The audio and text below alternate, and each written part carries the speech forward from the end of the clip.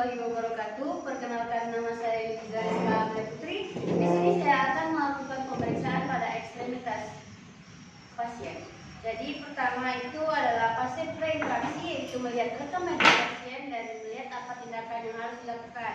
Kemudian kita akan orientasi langsung pada pasien sebelum memasuki ruangan. Diharapkan untuk mencuci tangan terlebih dahulu. Assalamualaikum Bapak, selamat pagi. Saya dengan Nurse Liza Rizka Putri yang bekerja shift pagi dari jam 8 sampai jam 2 siang nanti. Apakah benar dengan Bapak Muhammad Rian Fernandes yang berusia 18 tahun yang tinggal di Grogol? Boleh saya cek gelamnya dulu Bapak? Oh benar ya Bapak, dengan Bapak Rian Fernandes. Jadi tujuan saya ke sini ingin melakukan pemeriksaan pada bagian ekstremitas Bapak. Nanti waktu pemeriksaannya itu sekitar 10 menit. Sebelum pemeriksaan dimulai, apakah ada yang mau Bapak tanyakan terlebih dahulu? Tidak ada. Baik Bapak. Bapak boleh berdiri dulu Pak. Baik Bapak, nanti saya akan melakukan beberapa tindakan. Nanti kalau umpamanya ada nyeri, Bapak boleh kasih tahu ke saya ya.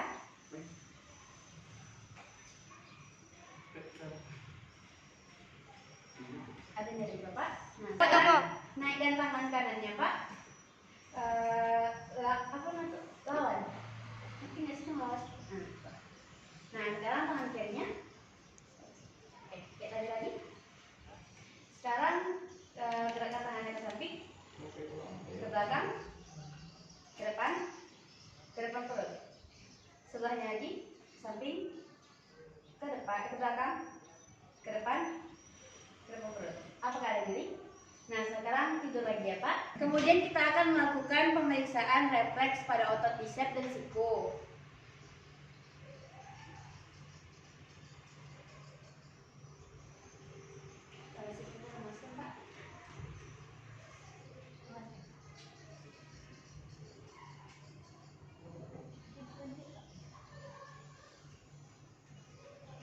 Nah, sekarang kita ke perabaan. Nanti ada di perabaan ini ada halus, kasar, dan tajam. Bapak lidahnya Pak. Ini, ini. Bapak tangannya.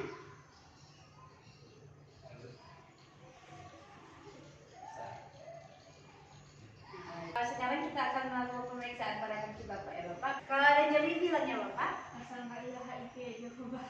HIV emang jatuh tahu HIV Bapak. Oke, nanti kalau pemain saya angkat ke kakinya ke atas, nanti Bapak tahan beberapa detik ya Bapak. Sekarang gerakannya berdiri lagi ya Bapak. Oke, sekarang Bapak ikutin gerakan saya ya Bapak. Depan, samping, belakang, Bapak. Oke, sebelah lagi. Depan, samping, belakang. Nah, sekarang kita ke refleks bagian lutut lagi. Bapak boleh duduk dulu Bapak. Sekarang kita akan melakukan pemeriksaan pada patella dan tibia.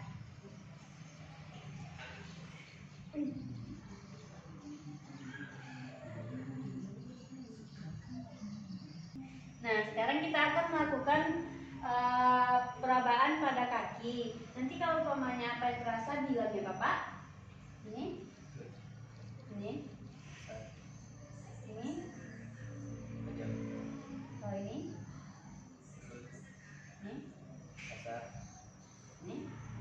oh baik. Bapak boleh bantu lagi Bapak. Baik Bapak, pemeriksaan pada ekstremitas Bapak sudah selesai. Nanti 2 jam lagi saya akan ke sini. Kalau umpamanya ada keperluan Bapak bisa meminta tolong kepada keluarga Bapak untuk memanggil saya atau saya bisa kepada Bapak. Sekian ya Bapak, saya izin pamit dulu. Jadi hari ini tujuan saya ke sini ingin melakukan pemeriksaan pada jantung dan paru Bapak. Apakah Bapak bersedia? Baik. Kemudian kita akan mencuci tangan terlebih dahulu, kemudian memakai sarung tangan kalau perlu. Nah, kemudian kita akan buka bajunya dulu ya Pak, supaya bisa dilihat dulu keadaan jantung dan parunya. Pertama kita lakukan inspeksi pada dada pasien. Jadi pertama itu kita tengok warna kulitnya, apakah ada luka, apakah ada lebam pada kulitnya, terus kesimetrisannya. Terus kita ukur diameter antara posterior dan anterior. Ini 2:1. yang anteriornya 2, posteriornya 1. Kemudian kita lakukan pengecekan dari infeksi itu pergerakan dadanya apakah normal atau tidak. Setelah itu baru kita tengok pola napasnya juga di dada. Apakah itu tuh setelah kita nengok pola napas, terus kita cek irama napasnya, kita tengok baru kedalaman napasnya. Setelah itu kita akan melakukan palpasi pada dada. Nah, kemudian kita lakukan palpasi, yaitu pertama ekspansi pada dada. Kalau nyeri bilang ya Pak.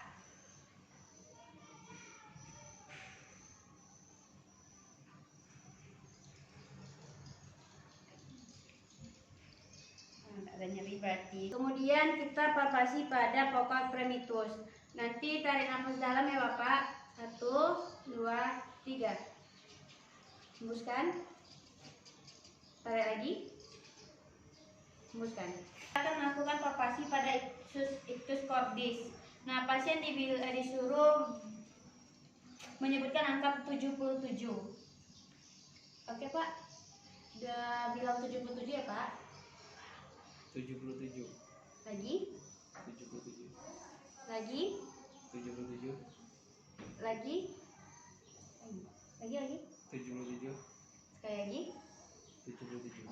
Oke. Kemudian kita akan melakukan 3. Kemudian kita akan melakukan perkusi pada ruas-ruas rusuk.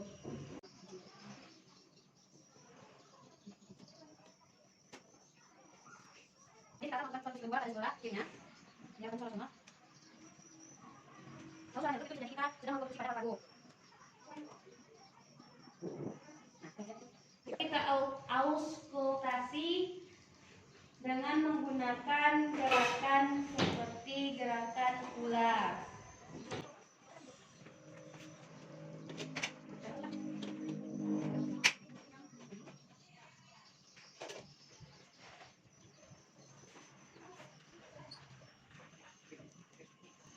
Nah, kemudian kita akan melakukan pengecekan dada di bagian posterior ya Bapak. Bapak diharapkan duduk dulu. Kemudian pada pemeriksaan dada dan jantung di bagian posterior, kita melakukan inspeksi dulu. Nah, kita lihat warna kulit. Nah, dia warna kulitnya ini kuning kecoklatan. Terus kita lihat apa adakah lebam, ada luka, dia simetris, diameternya tuh betul yaitu 2:1. Ini berarti 2:1. Nah, setelah itu barulah kita menyuruh pasien untuk tarik napas. Tarik napas Bapak. Nah, jadi dia tuh bergerak di belakangnya ya kan. Nah, kemudian baru kita palpasi seperti yang di depan tadi. Kemudian kita melakukan palpasi ekspansi dada. Kalau nyeri bilang ya Bapak.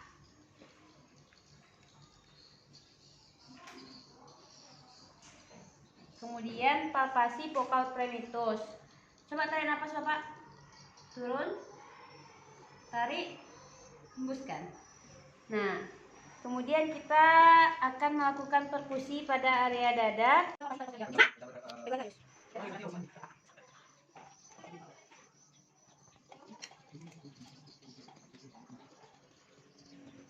Nah, kita nggak auskultasi. Jadi dengan pergerakan kayak pergerakan ular. Mana banyak? Ya,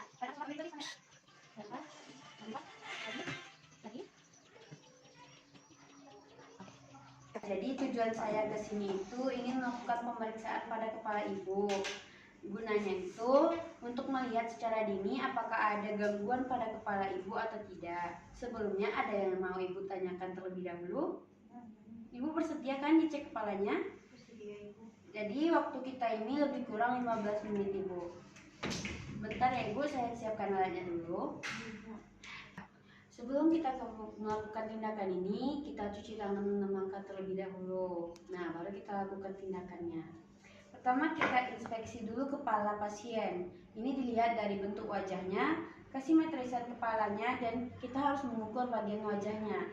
Cara mengukurnya itu kita pilih bagian terlebar yang ada di wajah. Jadi untuk pasien ini kepalanya itu simetris dan kita akan mengukur kepalanya itu Angka nolnya itu sejajar dengan tulang hidung. Bisa Ibu.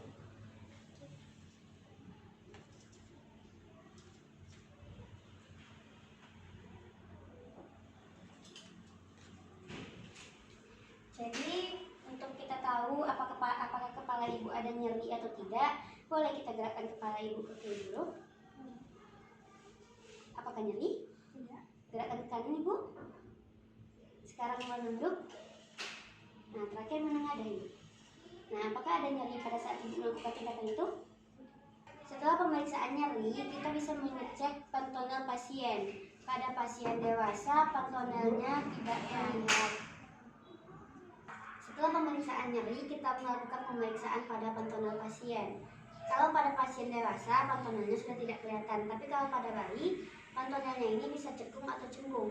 Nah, kalau umpamanya cekung, itu berarti dia dehidrasi. Dan untuk cembung, dia itu kelebihan cairan. Setelah itu, kita akan melakukan palpasi pada kepala. Nah, Ibu, jadi nanti pada saat saya melakukan penekanan pada beberapa bagian wajah Ibu, kalau sakit boleh diangkat tangannya Ibu.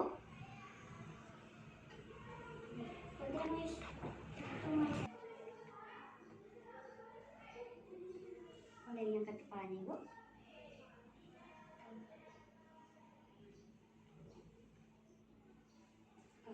Jadi berarti tidak ada nyeri pada saat saya menekan tadi ya Ibu. Nah, selanjutnya kita bisa melihat pertumbuhan rambut. Baca ini. Pertumbuhan rambut ini kita tuh bisa melihat persebaran rambut, warna, bau, bersihnya. Jadi di pertumbuhan rambut ini tidak boleh berlebihan ataupun kurang, karena itu bisa tidak normal. Itu kalau tidak normal kita catat pada saat dokumentasi. Kemudian kita beralih kepada bagian mata dan telinga. Pertama-tama kita akan melakukan inspeksi, yaitu melihat kelengkapan mata, simetrisnya. Coba Ibu melirik ke sebelah kanan. Nah, sekarang coba Ibu tutup matanya. Nah, kita lihat pada pasien ini, pada saat dia menutup mata, di kelopak matanya tidak ada udan dan sklera. Jadi bisa dibuka lagi Bu. Nah, pada saat dia menutup dan membuka itu simetris karena waktu membuka dan menutupnya itu sama. Kemudian kita akan melihat konjungtivanya. Boleh Ibu mengarahkan melihat ke atas. Ini sih Ibu. Untuk pasien ini konjungtivanya itu normal karena berwarna merah muda. Nah, setelah itu kita lihat skleranya. Sklera ini adalah bagian putih. Lihat ke atas Bu. Pada pasien ini skleranya itu mengalami gangguan dikarenakan pada bagian skleranya itu tertutupi dengan warna kuning. Nah, itu kita catat di saat dokumentasi. Ya. Setelah itu kita akan melihat iris matanya. Iris mata itu adalah bulatan coklat yang ada di mata. Jadi ini menggunakan pen light. Bisa lihat lurus ke depan aja Ibu. Kita melihatnya itu pen lightnya diarahkan dari samping. Jadi bola mata Ibu ini berwarna coklat. Nah, setelah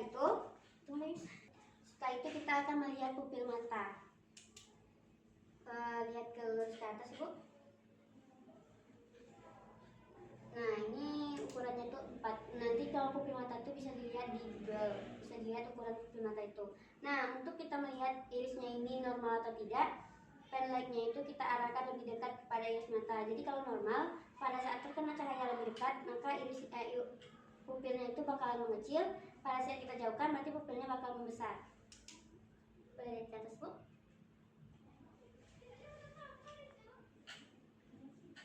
Nah, ini pasiennya itu normal, soalnya pada saat cahaya didekatkan, pupil matanya mengecil. Jadi kita akan mengetes penglihatan Ibu.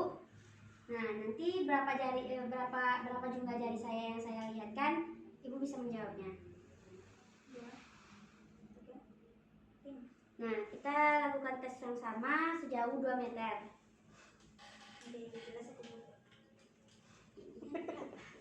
Kenapa? 2, 5, 4, 1.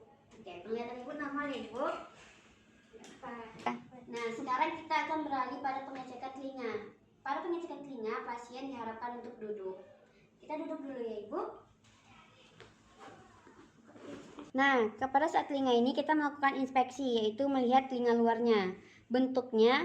Nah, dari bentuknya ini apakah ada bengkak atau ada apa, ada cairan yang keluar dari dalam matanya, untuk telinga, melakukan inspeksi itu dengan melihat bagian bentuk telinga luar, yaitu bentuk telinganya ada bengkak atau tidak, serta apakah ada kotoran atau cairan yang keluar dari telinga.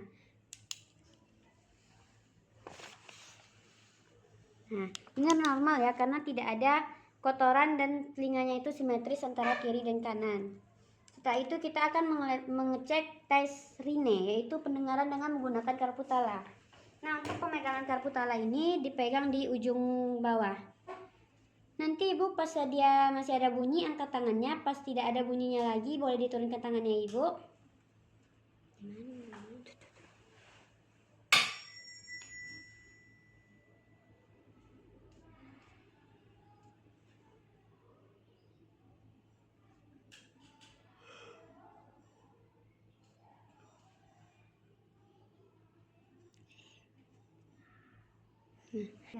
Nah, untuk normalnya itu hantaran pada tulangnya itu lebih cepat berhenti daripada udara. Kemudian kita akan palpasi bagian telinga.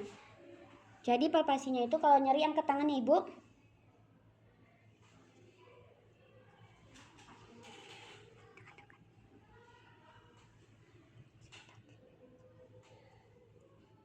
Baik ibu, berarti tidak ada nyeri ya ibu.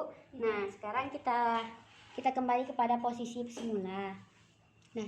Nah, selanjutnya kita akan melakukan pemeriksaan pada hidung pasien. Nah, ditengok dulu, inspeksi dulu, yaitu tulang hidungnya itu simetris atau enggak. Kalau umpamanya enggak simetris, kita catat di dokumentasi. Setelah itu, baru kita pakai pen light lagi untuk melihat ke dalam lubang hidung. Nah, ininya kita bisa mengecek apakah ada pendarahan, ada polip, ada udem atau segala macamnya.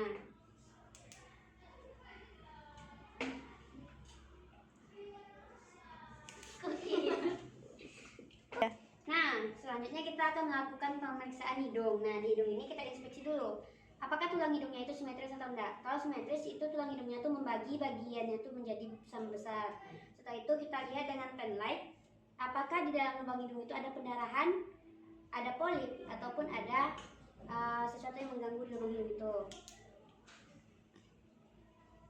Untuk pasien saya normal-normal saja. Setelah itu kita akan mengetes indera penciumannya. Ibu boleh tutup mata dulu ibu. Nanti apa yang ibu cium boleh kasih tahu ke saya ibu. Jangan buka. Apa yang ibu cium nanti kasih tahu saya ibu. Untuk pemeriksaan ini kita melakukannya tuh satu-satu. Jadi kalau umpamanya kita mau memeriksa hidung kiri, kita tutup ke lubang hidung yang kanan.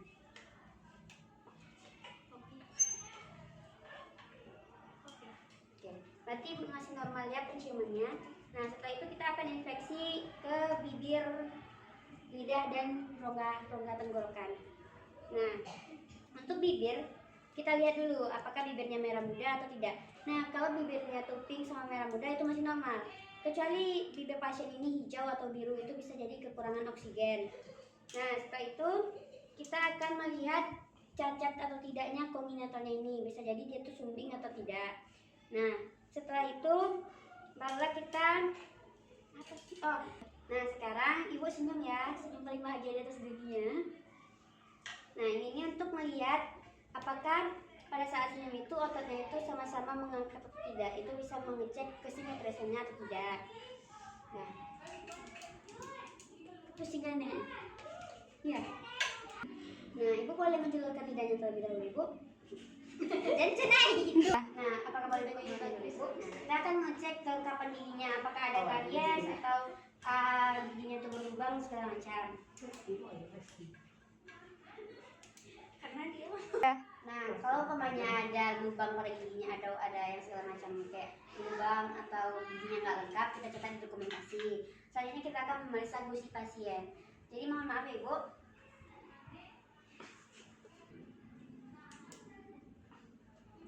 Nah, pemeriksaan gusi ini untuk melihat apakah ada pendarahan atau tidak.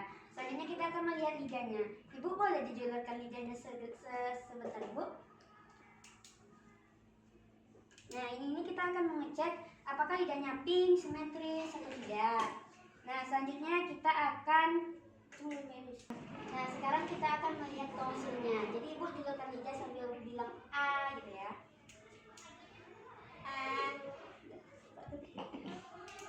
Oke, nanti kalau dia normal itu tuh bakalan ada kayak yang tongsilnya itu bakal naik. Kalau nggak normal dia tuh ke bawah.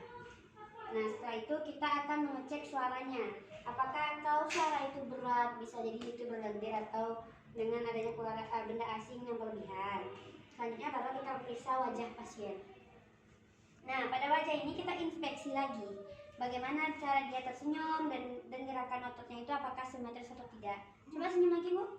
Nah itu kan simetris. Nah selanjutnya kita akan melihat warnanya. Warnanya normal, tidak ada bercak-bercak ataupun luka. Selanjutnya itu ibu merenggut ibu. Yang kayak gimana sih? Coba merenggut ibu. Nah wajah ibu masih simetris ya. Selanjutnya kita akan ke bagian leher. Nah kemudian kita inspeksi lehernya apakah simetris atau tidak. Nah untuk pasien saya ini simetris, tidak ada benjolan tiroid. Kemudian kita akan melakukan palpasi di seluruh bagian leher. Pertama kita suruh pasien itu menelan. Coba telan ibu. Lagi. Nah pada saat pasien menelan tidak ada gangguan seperti dia itu susah untuk menelannya. Selanjutnya kita akan kemudian kita akan melakukan palpasi di getah bening. Itu tuh dari sini ke bawah telinga. Nanti kalau umpamanya nyeri ibu angkat tangannya ibu. Nah berarti dia tidak nyeri sama sekali ya, karena dia tidak mengangkat tangan. Berhenti Luis. Kemudian kita akan memeriksa korotis dengan menekan 3 jari di nadi pasien. Nadi salah kau. Terakhir kita akan memeriksa korotis pasien. Apakah denyut nadinya itu ada kuat atau tidak, lemah atau tidak.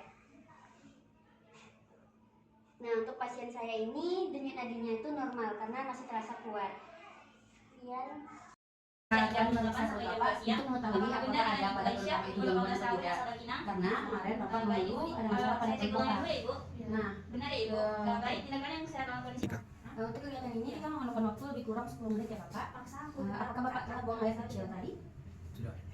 Baik Bapak, jadi untuk kegiatan ini kita perlu untuk buka baju Bapak, tapi cuma di area perut. Dan tindakan ini Bapak cukup berbaring saja. Sebelumnya apakah ada yang mau Bapak tanyakan terlebih dahulu? Baiklah, kita mulai tindakan ya Bapak. Nah, untuk tindakan ini kita bisa melakukan Untuk tindakan ini kita bisa membagi perut menjadi 2 bagian. Yaitu pertama dibagi dengan 4 kuadran, yaitu menarik garis horizontal dari sini ke sini dan garis vertikal dari sini ke sini. Jadi ini adalah kuadran kanan atas, kuadran kiri atas, kuadran kanan bawah, dan kuadran kiri bawah. Juga bisa dibagi menjadi 9 kuadran, yaitu mengambil garis horizontal dari sini ke sini, ini ke sini, habis itu dari sini ke sini, dan ke sini ke sini. Jadi ini merupakan hipokontrium kanan, epigastrium, hipokontrium kiri, lumbal kanan, umbilikal dan lumbal kiri, kemudian iliaka kanan, hipogastrium dan iliaka kiri. Kemudian kita melakukan infeksi, yaitu melihat pergerakan abdomen, dari napas, kemudian melihat keadaan kulit sekitar abdomen. Nah, apakah di sini ada lebam, ada luka atau segala macam. Kemudian kita melakukan augustasi menggunakan stetoskop di bagian diafragma. Untuk auskultasi itu menggunakan stetoskop. Nah, di bagian diafragma. Untuk mendengar ini kita dengarkan per kuadran. Gunanya untuk mendengarkan bising usus.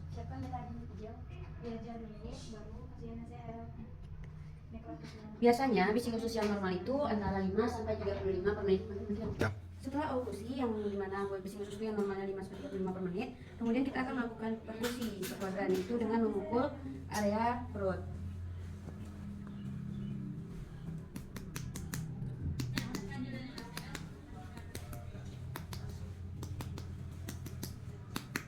Nah, untuk ini perkusi ini biasanya kalau di area perut itu adalah bunyi timpani. Kemudian kita perkusi apa? Yaitu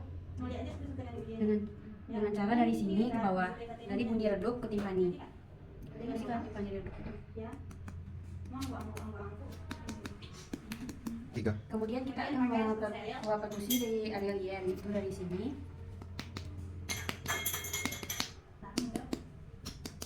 Nah, setelah perkusi selesai, kemudian kita akan perkusi kepada di ginjal pasien. Pasien itu diharapkan untuk mengganti posisinya ke posisi duduk. Baik Bapak, kita ganti dulu posisi Bapak ke posisi duduk ya. Kemudian kita perkusi di ginjal dengan cara tangan dikepal. Apakah sakit Bapak? Di sebelahnya lagi. Apakah sakit Bapak? Tidak. Baik Bapak, kita balik lagi ke posisi yang awal ya Bapak. Setelah kita melakukan perkusi di beberapa bagian, selanjutnya kita akan melakukan palpasi di beberapa pasien. Palpasi ini dilakukan ringan supaya tidak terlalu nyeri kepada pasien.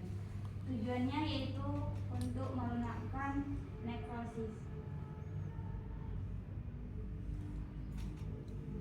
Setelah palpasi di seluruh area kuadran, kemudian kita akan palpasi kepada heparnya.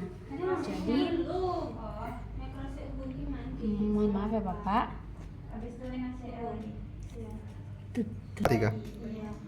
Apakah sakit Bapak? Kemudian kita palpasi lagi di daerah liennya. Seperti tadi juga, mohon maaf ya Bapak. Sakit Bapak? Nah, kemudian kita palpasi di daerah ginjal pasien. Tarik nafas Bapak. Apakah sakit? Tarik nafas lagi. Apakah sakit? Dan terakhir kita palpasi di daerah urinaria. Kemudian kita palpasi di daerah urinaria. Keras ya? Lumayan keras ya Bapak. Urinaria Bapak ini sepertinya penuh. Baik, tidak sakit kan? Tiga. Jadi setelah kita melakukan auskultasi, infeksi, dan palpasi pada pasien, maka selesai juga kegiatan kita pada hari ini. Nah, setelah itu kita komunikasikan lagi kepada pasien. Baik Bapak, jadi pemeriksaannya telah selesai.